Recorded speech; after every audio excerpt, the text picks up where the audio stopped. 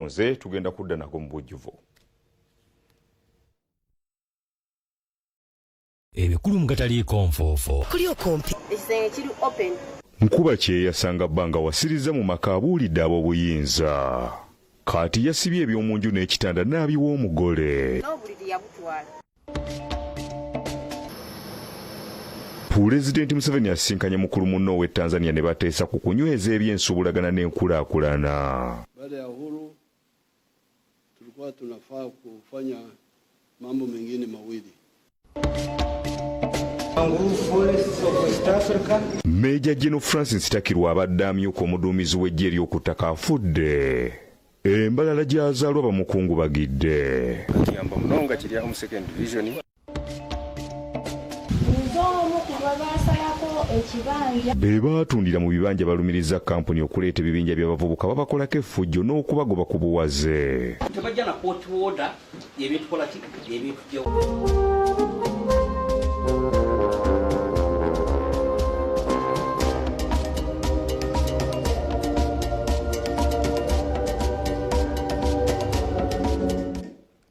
Agataliiko nfuufu ga leero tugasimbudde n'abatuuze abakuŋŋaanya okuwulira ensonga z'omukazi Nkuba Kyeyo onaggulana nebba. Ono yava ku Kyeyo oluvannyuma lw'emyaka 4 n'asanga bba nga wasirizza omugole mu maka ge.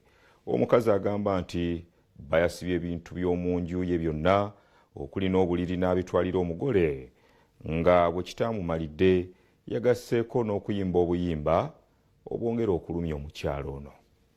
Penina Mudondo ye yatabuka bwe yasanganga ennyumba gye baazimba muzimu ku nsimbi ezamutawanya ku Kyeyo Buwalabu nga Bafred Kizito awasirizaamu omukazi omulala ali lubuto. Mudondo agamba nti Ba Kizito ye yamusindika ku Kyeyo akole balongoose ennyumba abagule ekibanja n'okukola ebintu ebirala ebinaabakulaakulanya wabula ye n'asalawo okuwasa omukazi omulala. Mudondo kyagamba nti kyabujoozi ono okweyagalira mu ntuuyo ze. Ensonga zino Mudondo yasooka kuziroopa mu woofiisi ya Collins Kafeera atwala amaka abaana n'eddembe ly'obuntu e Kayonga era yayita Kizito n'amutuuza ne mukazi we Mudondo gw'alinamu abaana 3 n'amulagira ajje omugole maka ga mukyala mukulu. Kafeera agenze maka g'abafumba bano ekisoga Mugombola y'e Nazigo mu Kayunga okulondoola ebiragiro bye yawa era ng'atuuzizza olukiiko olwetabiddwamu abatuuze n'abakulembeze b'ekyalo. Kati mu bisinga okuluma Mudondo kyekyokuba nti Ba Kizito bwe yabadde asengula omugole okumutwala mu muzigo ate yasibye ebintu by'omu nju byonna n'abitwala nga n'omufaliso yagutwaliddeko n'ekitanda kati asula ku ttaka. N'obuliri yabutwala. Ekisenge kiri open. Neneebuuza ne mugamba n'ebintu byange n'abijja mu kisenge n'akisuula mu ky'abaana ne mubuuza lwaki okikoze. N'agambagana amaka gange. Ku nsonga y'okutwala obuliri, Kizito agambye nti obuliri yabutute kubanga mukyala we Mudondo yalaga nti tabwetaaga olw'okuba omugole kw'abadde asula. Ababuulidde nti yaguze omufaliso omulala nga kati apakasa nsimbi endala asobola okumugulira ekitanda. N'omufaliso mbadde n'akamugulira mpya yangamba omukale tagusulako. Mudondo era asabye bba okukomya okuyimba ennyimba ezimukyokoza buli lw'abazze mu maka gano. Wajje waneeno atandika okuyomba azifuire kewumani natandika okweyimbya obuyimba ng'abakyala. Oyo azifuire kewumani you behave like a dad. Ng'akoona obuyimba ng'abakazi ab'okumuziba ng'akoona.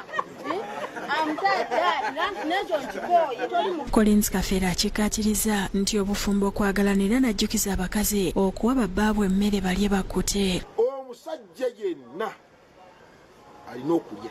Omusajja waanaagenda wali eri omukazi n'amuwa akatooke n'amuteerako n'ekinyeewo omusajja ayinza okugaana okudda. Ugolera bano nangoyese 2-3 agenda wali gye bali ettooke. Mukazi wange nze mwagalanga ki? Okuleka obuzibu tulina omulamu wange oyo. Kafeera agambye nti amaka gabeera ga mwami na mukyala nga buli musajja lw'awasa omukazi omulala ateekeddwa okumuteerawo amaka agagena okumulabirira. Sawulo w'okulira yakusakidde eggulire lino ku Rwabukedde TV. Kulikiro ddala Sawulo w'okulira ate Pulezidenti Museveni agenyiwaddeko mu ggwanga erya Tanzania ku bugenyi obw'olunaku olumu. Asisinkanye mukulu munne Samia Suluhu Hassan e Dar es Salaam bano ne bakkaanya ku nsonga y'okunyweza enkolagana n'enkulaakulana mu mawanga gombirire. Omukulembeze w'eggwanga Yoweri Kaguta Tiwawula Museveni okugenda ku muliraano e Tanzania ayise Entebbe ku kisaawe ky'ennyonyi ekikadde awayita abakungu ng'eno awerekeddwako First Lady Jane Kataya Museveni era nga yaneeziddwa n'okusiibulwa omumyuka we Retired Major Jessica Alupo ne minisita w'ensonga z'obwapulezidenti Milly Babalanda n'abalala bw'atu n'asiibula era n'alinnya ennyonyi. Ennyonyi etuuse ku kisaawe Tanzania ng'eno yaneeziddwa abakungu mbitiibwa abamisizza ku kiwempe ekimyufu okumutuusa mu kifo pulezidenti wa Tanzania Samia Suluhu gy'amwaniriza. Bayingidde mu kisenge gy'ateredde omukono mu kitabo ky'abagenyi n'oluvannyuma n'ayolekera mu weema abadde nteeseganya. Mu nteeseganya zino Uganda eyongedde okunyweza enkolagana yaayo n'eggwanga lya Tanzania mu kaweefube w'okwanguya omulimu gw'okuzimba omudumu gw'amafuta ogwa East African Crude Oil Pipeline, okutumbula ebyobusuubuzi n'okulaba emirembe nga gyongera okutojjera mu mawanga gonna ag'omukago gw'obuvanjuba bwa Afrika. Mu lukuŋŋaana lwa bannamawulire olutudde mu kibuga Dar es Salaam, Pulezidenti Museveni ne munno wa Tanzania Samia Suluhu bategeeza nti endagaano zino zigendereddemu okuyamba amawanga gombi. Pulezidenti Suluhu ategeeza nti ye ne Pulezidenti Museveni bakubye ettooki mu mulimu gw'okuzimba omudumu gw'amafuta ogwa EACOP era nga gutambula bulungi nga kati gusuubirwa okutandika okutambuza amafuta mu mwezi ogw'omusanvu omwaka guno. La kwanza walilozungumza ni swala zima la ujenzi wa mabomba ya nishati haya. Kuna bomba mnalolijua kama bomba la EACOP ambayo ni lile bomba litakalochukua mafuta ghafi kutoka Uganda mpaka Tanga bandarini, na tunamshukuru Mungu na tunashukuru ndugu zetu kwa mazungumzo yetu. Kuanzia Julai huenda meli ya kwanza ikaondoka pale Tanga kwenda mafuta yanakopelekwa. Pulezidenti Suluhu yaniriza Pulezidenti Museveni mu ggwanga lya Tanzania n'amuyozaayoza n'ekibiina ky'NRM olw'okuddamu okulwangula akalulu mu kulonda okwaliwo ng'ennaku z'omwezi 15 omwezi oguwedde, era neyeeyama nti nga Tanzania bakwongera okumuwagira mu kisanja kino ekipya. Matumaini yetu kuwa chini ya uongozi wake Uganda itaendelea kupiga hatua za maendeleo, na hasa tunavyozungumza hivi nini tunakwenda kuwafanyia nchi zetu, na sisi tuseme Watanzania tuko tayari kufanya kazi bega kwa bega na Uganda kwa ajili ya maendeleo ya nchi zetu. Pulezidenti Museveni mubaka bwagambye nti obwetwaze bwa Afrika obwalwanirwa bajjajjaffe buteekwa okukuumibwa. So I'm very glad we had this meeting and we have dealt with some of the we in the army we call them tactical issues, individual problems. But we need to consolidate the strategic ones. Ategeeza nti enkulaakulana ey'omuggondo ku mulembe guno eteekwa kweyolekera mu kufulumya ebyamaguzi kono obuweereza okulaba nga bivaamu ssente ezigasa zisobozesa abantu okweyimirizawo, era n'ategeeza nti okwenunula kwa Afrika kwa nnamaddala. The issue of market integration was part of the liberation process of Africa. Without it, there is no way we can manage. So all these details we are talking about,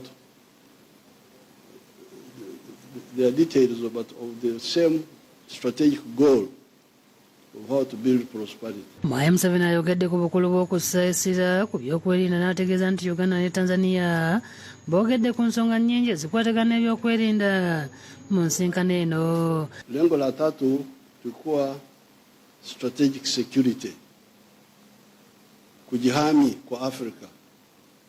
Dada Samia alinisaidia kukumbuka hilo neno, kujihami. How can Africa defend itself? We discussed that, but we shall go into details another time.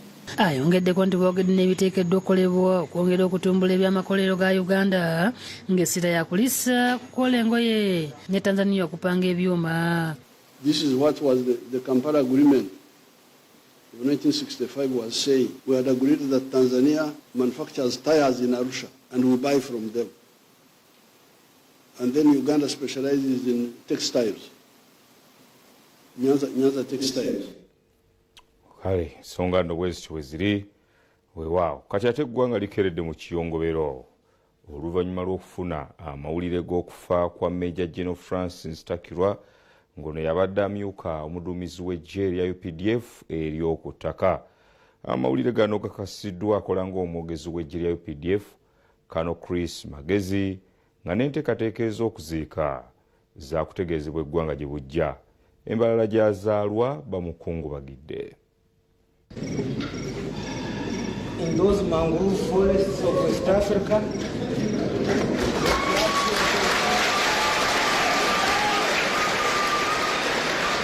abadde amyuka omuduumizi w'amagye ga UPDF ag'okutaka Major General Francis Takirwa avudde mu bulamu bw'ensi. Amawulire g'okufa kwa Major General Takirwa gakakasiddwa akola ng'omwogezi wa UPDF Kano Chris Magezi ng'ayita ku kibanja kye ku mukutu gwo gwa X. Kano Magezi ategeezezza nti omugenzi afudde ku ssaawa 12 ku makya ku ddwaliro ly'amagye Mbuya. Ategeezezza nti omugenzi afudde oluvannyuma lw'okufuna okusannyalala nga yasooka kuweebwa kitanda ku ddoolo ly'e Nakasero mu mwezi gwa Desemba omwaka oguwedde okutuusa ku Lwokutaano nga 6 February lwe yasindikiddwa mu ddoolo lya UPDF okulabirirwa eyo. Magezi ategeezezza nti enteekateeka z'okusiibula omugenzi zaakutegeezebwa eggwanga oluvannyuma. Major General Takirwa yazaalibwa mu disitulikiti y'e Mbarara nga 7 Novemba 1965. Yasomera Mbarara Junior School. Emisomo gye egya primary gye yava n'agenda ku Mbarara High School gye yamalira O level. Bwe yamaliriza wano yeegatta ku ggye ly'eggwanga mu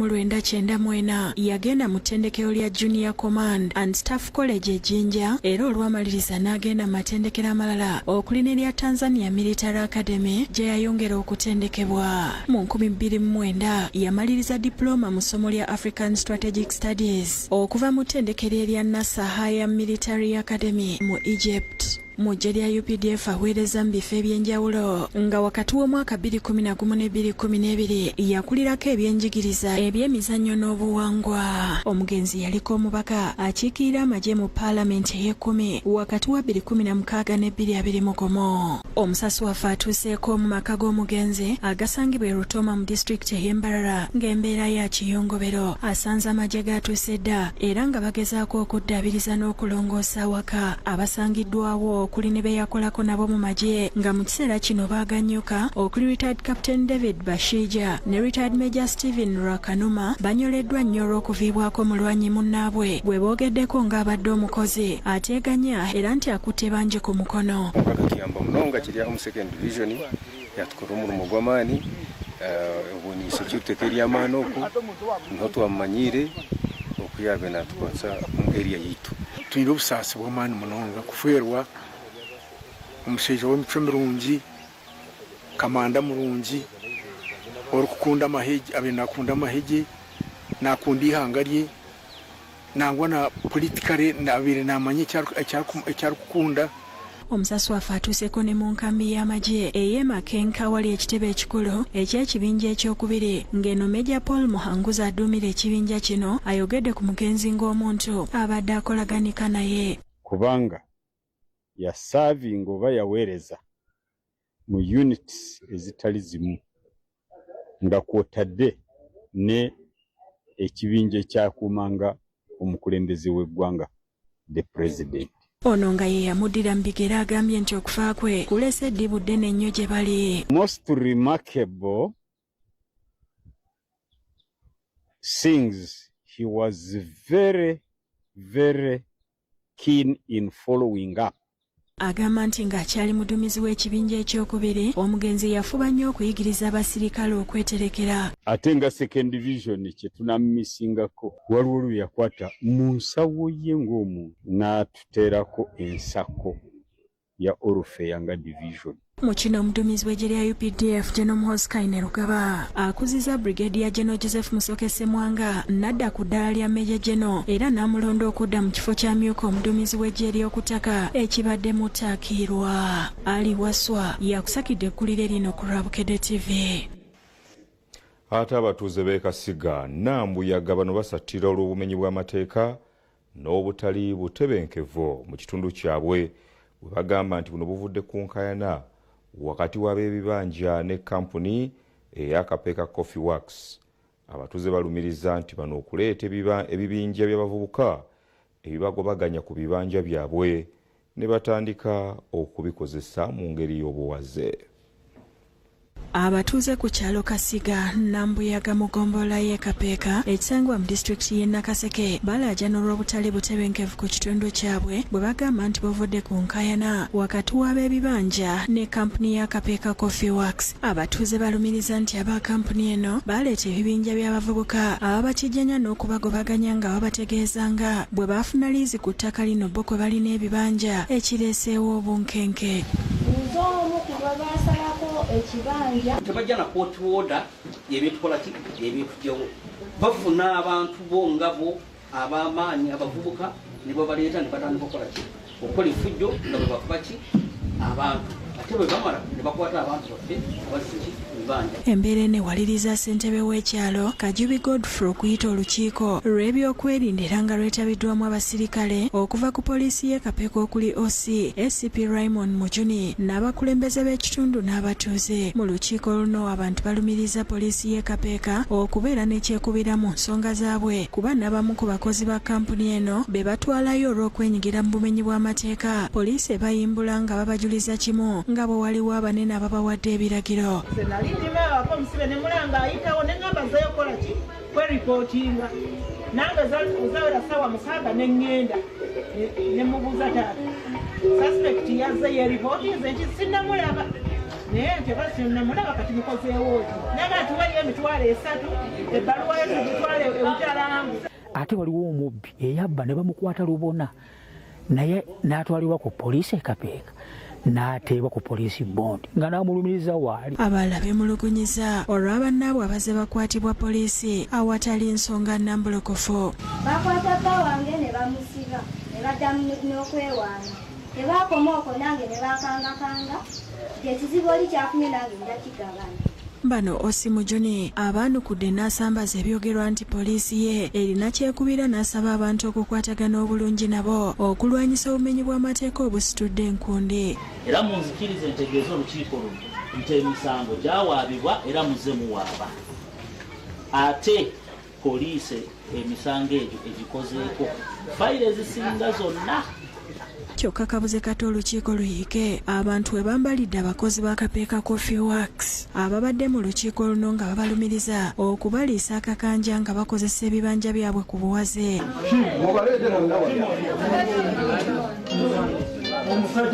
Oluvannyuma embeereze mu nteeko era aba Kapeeka Coffee Works nga bakulembeddwa Moses Mbajja boogedde ku biriwo wakati mu bantu okuba ku boolube. Abakozi nze nabaleeta nga mpeereddwa omulimu okuva ku memba omu alina obuvunaanyizibwa ettaka lya Kapeeka Coffee Works asiibirwe kaletuusi. Njagala oli ave yannumiriza ŋŋambe nti gwe wankuba oba nti gwe wansaayira emmere yange bweti ne bwekyo oba wansaayira kino na kino tekiriiwo.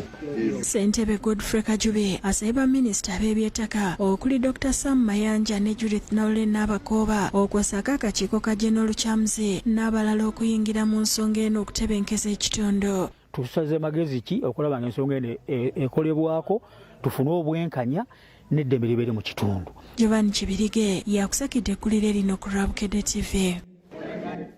Bannakibiina kya NRM bategese omukolo kwebaza abantu b'e Busia bano nga babeebaza olw'okulonda Pulezidenti Museveni n'awangulira waggulu mu kitundu ekyo.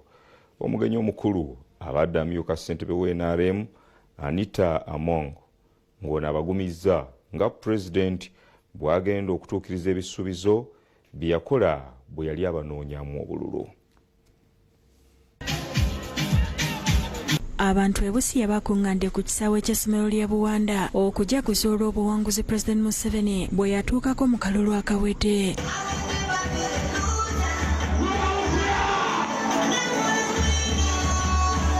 Abakulemberamu okukunga abantu e Busia ne bukedde okulonda Pulezidenti Museveni okuli omuwanika wa NRM Barbara Nekeso Owundo n'amyuka omwogezi wa NRM Rogers Mulindwa bategeezeza nti mu Busia yokka Pulezidenti Museveni yawangula n'ebitundu 55 ku buli 100 nga ne weekityo babadde balina okudda okwebaza. 21 abalonzi baatuwa ebitundu 46 ku 100 byokka byawa Pulezidenti Museveni ne bwe tukomyewo mu 2026 ne bamuwa ebitundu 65 ku 100.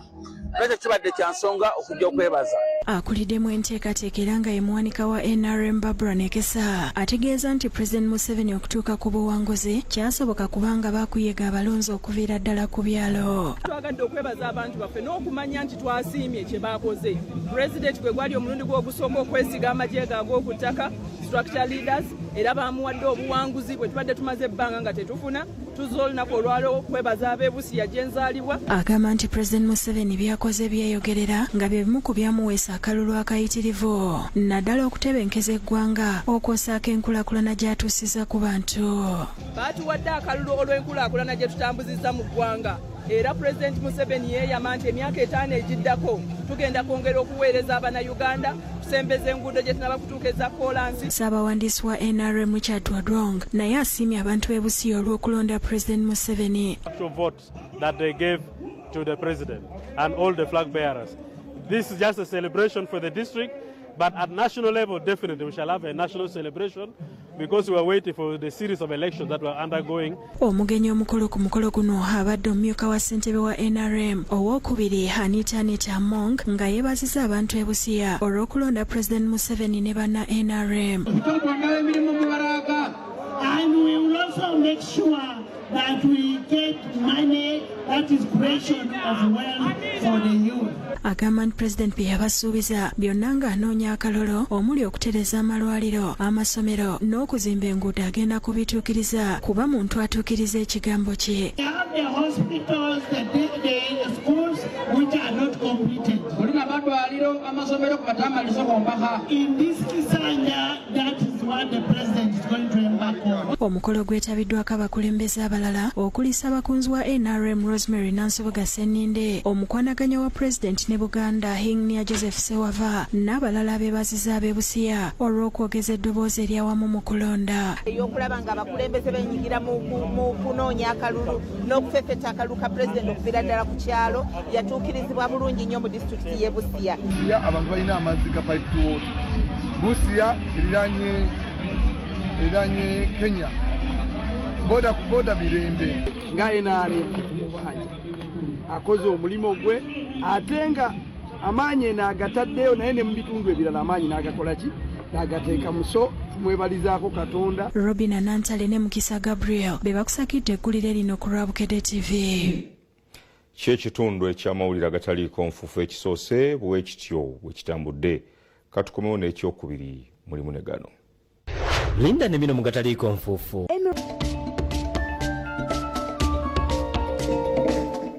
Ng'omwoleso ogwa Harvest Money omwaka 2026 oguteekebwa kampuni ya Vision Group gugenda mu maaso n'enteekateeka zaagwo zigendera ddala mu maaso n'okutojjera.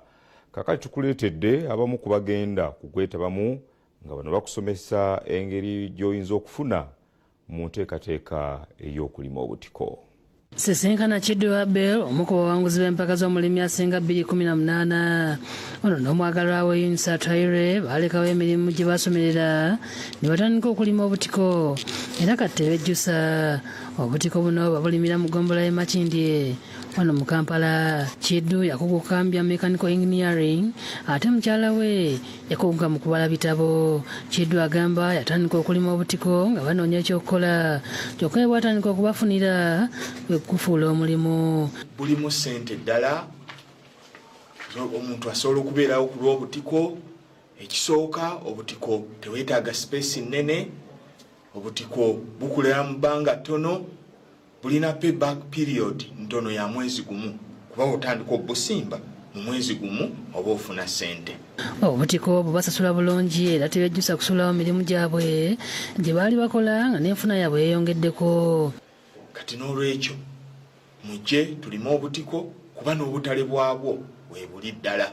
Abantu bangi babwagala okulya obutiko, abantu abagala okulya obulungi. Kiddu ne mukyala wa Taire be bamu ku bagenda okubeera mu mwoleso gw'ebyobulimi ogwa Harvest Money Expo 2026 oguteekebwa kampuni ya Vision Group nga gugenda kubeera ku kisaawe e Kololo okubanga ennaku z'omwezi 27 omwezi guno okutuusa nga ennaku z'omwezi lumu omwezi ogujja ogwokusatu.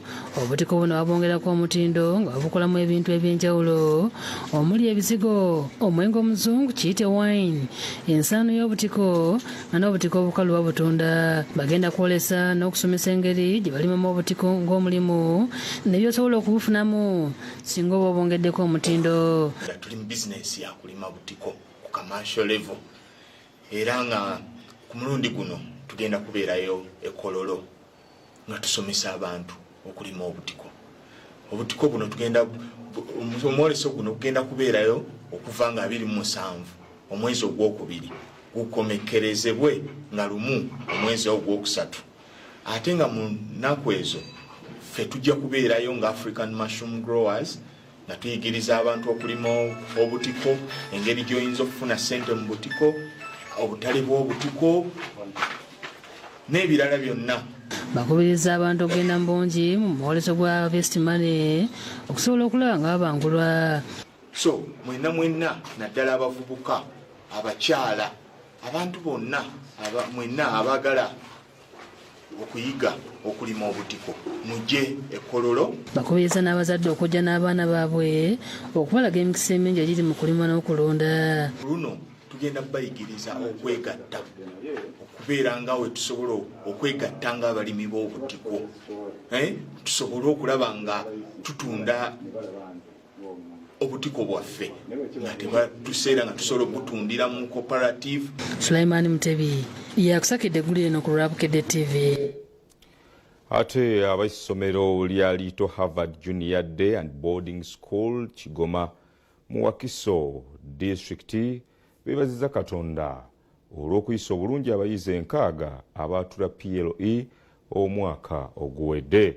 Bwe gutyo bwe gubadde ne ku Esteem Junior School nga ne bano bebaziza Katonda olw'abayizi bonna abakola PLE okuyitira waggulu. Mmisa ey'okwebaza Katonda olw'abayizi aba Little Harvard Junior Day and Boarding School Kigoma olw'okuyita ebigezo bya PLE by'omwaka oguwedde ekulembeddwa Reverend Father Deogracious Chibi nga ye bwana mukulu w'ekigo ky'Empigi. Okusaba kwetabiddwako abazadde, abasomesa n'abayizi era nga kwaya y'ekisomesa ekya St. Mary's Sub-Parish Kigoma yeweereza mu nnyimba ez'amaloboozi.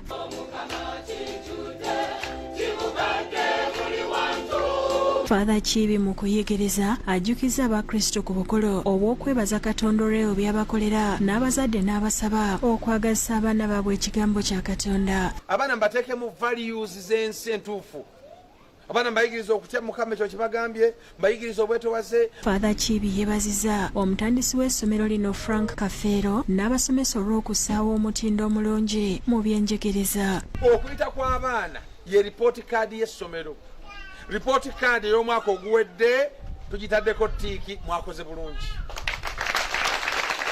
Era essomero lino kirabika nga bwe lirabika lyesigika. Ku Little Harvard Junior Day and Boarding School baatuuza abayizi 6, 4 ne bayitira mu ddala erisooka n'abasigadde ne bayitira mu lyokubiri. Twatuuza abaana 6, ebibuuzo byagenza okukomawo ng'abaana bafa 40 bayitidde mu ddala erisooka, abaana 20 bayitidde mu ddala eryokubiri, nga kwe kuli n'abaana baffe 3 abafunye obubonero bonna. Kafeera agamba nti okuggyako ebyenjigiriza bassa omulaka ku kutumbula ebitone by'abaana ebyendya n'ebyokwerinda, asabye abazadde okubongera abaana. Ku Little Harvard Junior School tukolera ddala, tugunjula abaana mu mpisa, tugunjula abaana mu bitone, tugunjula abaana mu kibiina, era y'ensonga lwaki ebibuuzo byakomyewo nga twayitiridde ddala bulungi. Tubasaba w'abaana okuwandiisa abaana kukyagenda mu maaso. Akulira essomero lino Margaret Nakalule asiimye omutandisi waalyo Kafeero olw'okubawa ebikozesebwa mu budde era n'asaba abazadde okubongera abaana nga n'abava ewala ebisulo weebiri. Tutunuulira omwana mu academics ne mu paati endala bye tuyita new curriculum oba hand zone. Tulina ebintu by'emikono bingi nnyo, tukola tussamu omukisa by'emizannyo kugamba omwana afe avaawo ng'ajjudde. Abazadde n'abayizi boogedde ku buwanguzi bwe baatuuseeko. Their results show us that he's bringing out the right product. May this achievement inspire us to keep striving for excellence. Ate libadde essanyu jjerere ku Esteem Junior School ebulenga Sumbwa, abasomesa n'abazadde nga beebaza Katonda olw'abaana baabwe abakola eby'ekyomusanvu omwaka oguwedde okuyitira waggulu.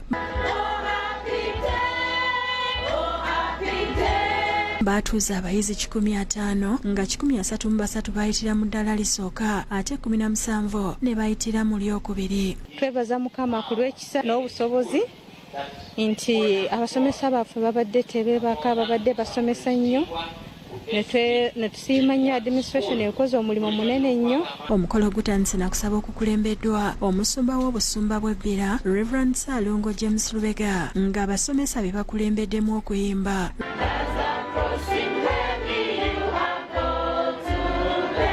Reverend Lubega asabye abayizi n'abazadde okuwa abasomesa ekitiibwa kuba omulimu gwe bakola munene, n'asiima n'abaddukanya essomero lino olw'okukulembeza Katonda.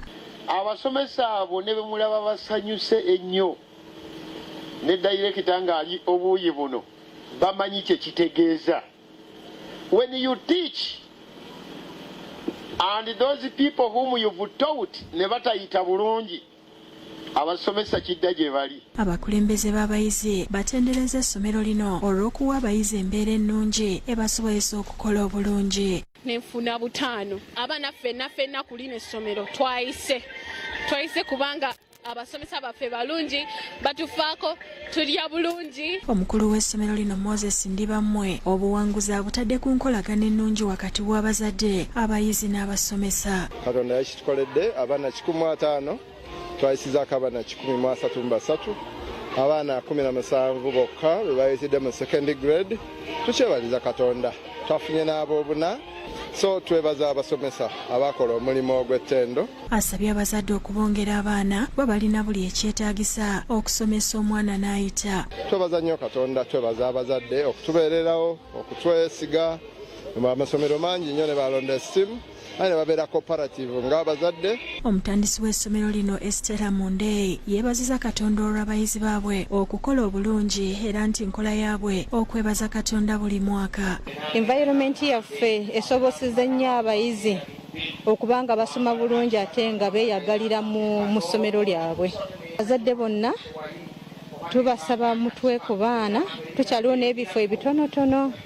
Mubaleete buli kyoyagala kiri wano kwestiimu. Asibiridde abayizi entanda ate n'abasinze ku bannaabwe n'abasomesa baabwe ne baweebwa ebbaasa enzito.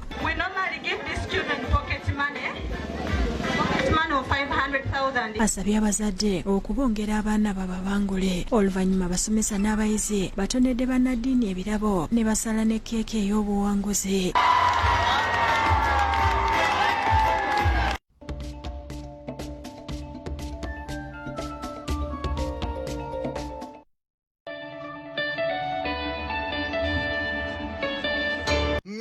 Technical and Business Institute Nansana bebatendeka era ne bayigiriza omwana nabeera wa mugaso nnyo kubunyo mu certificate ne diploma batendeka courses nga electrical installation, motor vehicle technology, tailoring and fashion design, plumbing, nursery teaching, catering and hotel management, hair dressing and bridal care, journalism.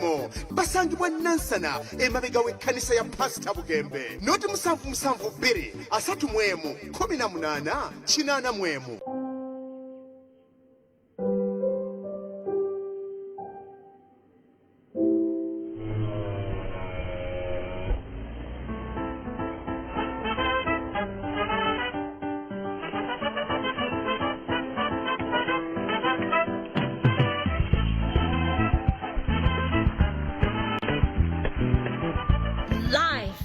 Beautiful soft care pads, so fit, so right.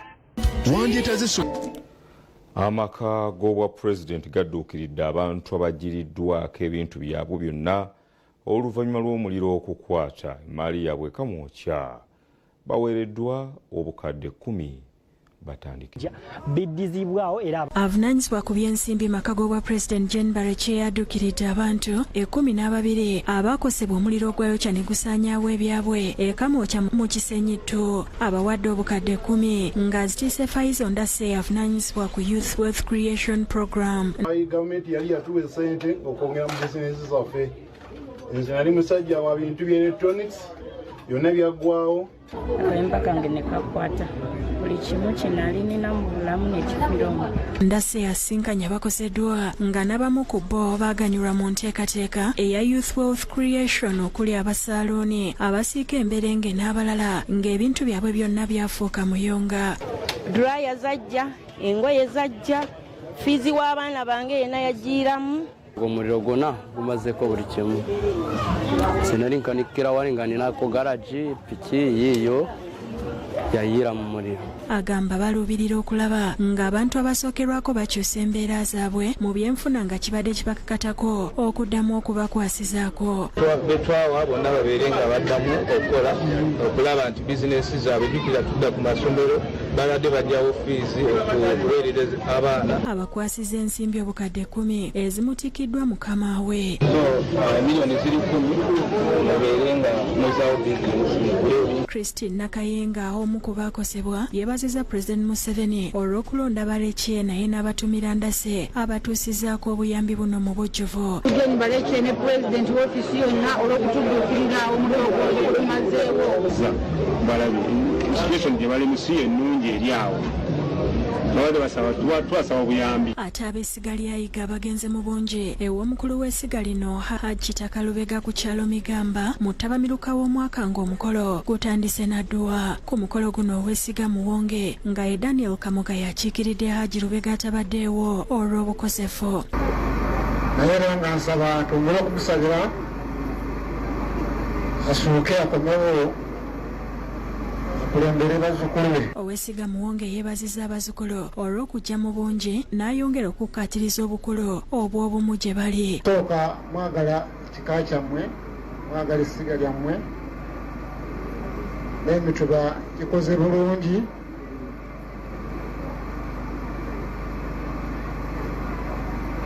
Mwine eddoboozi limu mutetenkanyiza ebyokukola kusobola okusikiriza abazzukulu ab'essiga lya Yiga. Atali wa bujja kituufu abeebaze mwebale. Katikkiro w'essiga lino Charles Kasozi asabye abazzukulu okwongera amaanyi mu by'obulamu era n'abeebaza olwa pulogulaamu ez'enjawulo ze batambuza. Emitendera gy'ebika byaffe tegirina kukoma ku nnono. Ne tutakula omutwe ne twefiiriza ne tuva mu bino. Amyuka Katikkiro w'essiga Yiga John Sserwanga Matovu asomedde abazzukulu alipoota ku mukolo guno aba Charity nga bano be balabirira abali mu bwetaavu nga bakulembeddwamu omuwanika Hajji Badru Kamoga batonedde jjajjaabwe emmotoka emuyambeko mu kuddukanya emirimu nga bw'alambolola. Twayagala nnyo kusooka bato ng'abakulu bano tebannaba. Twaddako jjajjaffe Yiga abeere ng'asobola okubeera ng'ayanguyirwa ensonga era kyabidde ne tukkaanya lumu. Mu kusooka ekiro wabaddewo okukuma ekyoto okwabadde okubulirira abazzukulu ku nsonga ez'enjawulo. Weewaawo. Ate omusumba Kimbugwe alaze obwennyamivu olw'abazadde abamu abasuulirira obuvunaanyizibwa bwabwe mu maka. Ono abadde mu kusinza okwa Ssabbiiti mu busumba bw'ekikajjo ensangi mu disitulikiti e Wakiso. Abadiventi abakunuukiriza mu 10 okuva mu kanisa 23 ezikola obusumba bw'ekikajjo bakuŋŋaande ku kitebe kyabwe mu ggombolola ensangi mu disitulikiti y'e Wakiso mu kusinza okwokwebaza Katonda olwa Jehovah Shalom Akapera Adventist Church olw'ebyo Katonda by'abakoledde emyaka 15 gye baakamala nga babunyisa ekigambo kya Katonda nga bayita mu kuyimba.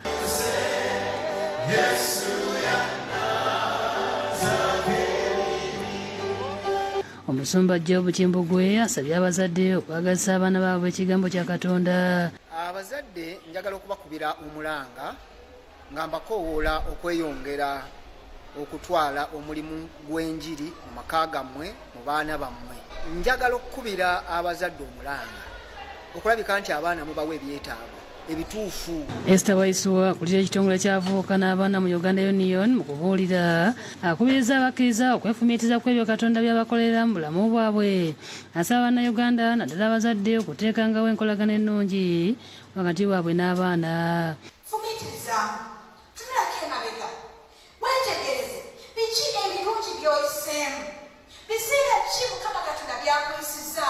omugenyi omukulu abadde Sam Bagenda amanyiddwa nga Dr. Bosa ng'onalaze essanyu olw'aba Jehovah Shalom olw'okulembeza Katonda ssaako ekitone ky'okuyimba kye yabawa. Era mbeebaza nnyo okuba nti bajjukidde gye bavudde ne be bayiseemu ne bajja okwebaza Katonda. Waswai Lutakome akulira Jehova alaze engeri gye batambuzaamu obuweereza ekyabasobozesa n'okugenda mu lukuŋŋaana lw'abakulembeze ab'oku ntikko mu kanisa y'Abadiventi olwali mu Amerika omwaka oguwedde. Nga tuzze okwebaza Katonda okutusobozesa okuweereza mu General Conference. General Conference yewakuŋŋaanira ba presidents ab'Abadiventi bonna ne ba delegates ab'Abadiventi mu Amerika. Abadiventi beetaye mu kusonda ssente z'okumaliriza ekkanisa eno ey'okutuuza abakkiriza abasoma mu 8 nga yakuwementa obukadde busoma mu 7 nga aba Jehova nabo bawaddeyo obukadde 3 ku mulimu guno. Ate aladiswe Mukono Hajati Fatuma Ndisa bannabitaka akubiriza abantu mulijja okuyambanga abantu abeetaaga obuyambi n'abatalina mwasirizi. Abyogedde akwasa omukadde Sserwadda Falasco Musisi ow'emyaka 78 enju eyamuzimbiddwa azira kisango n'abadde asula mu kifulukwa ekibadde kinaatera okumugwira. Omusumba Binaayisa ne maama bwe bavuddeyo n'abagoberezi b'ekkanisa eyo nakati ne bavayo ne bayamba muzeeyi Falasco Sserwadda okumuwaawo okusula. Twebaza nti kikolwa kirungi nnyo. Sserwadda ennyumba muzimbiddwa aba Timely Gold Red Club International nga yemesa obukadde 35 nga bamuteereddemu n'ebikozesebwa. Eno esangibwa ku kyalo Bugolombe Mukono Ntenje Bisoga era nga ne mukyala we yali yamulekawo ng'essuubi lyali lyamuggweramu ddala ng'ekyokumuzimbira ennyumba eno kimusanyusizza nnyo. Musanyufu abanzimbidde ennyumba eno beebale nnyo beebali ddala era Mukama abaddizeewo. Abazira kisala kulembeddwa mu Mane Binaayisa ne mukyalo we Brenda Binaayisa RDC abasiimye olw'omutima omulungi. Twalaba omwami ono Francisco Sserwadda ng'ali mu mbeera mbi nga ennyumba eyo gyalimu ng'esobola okuba ssaawa yonna naye Katonda n'atukwatako n'atukozesa ne tujja ne tumuteerawo ekizimbe kino.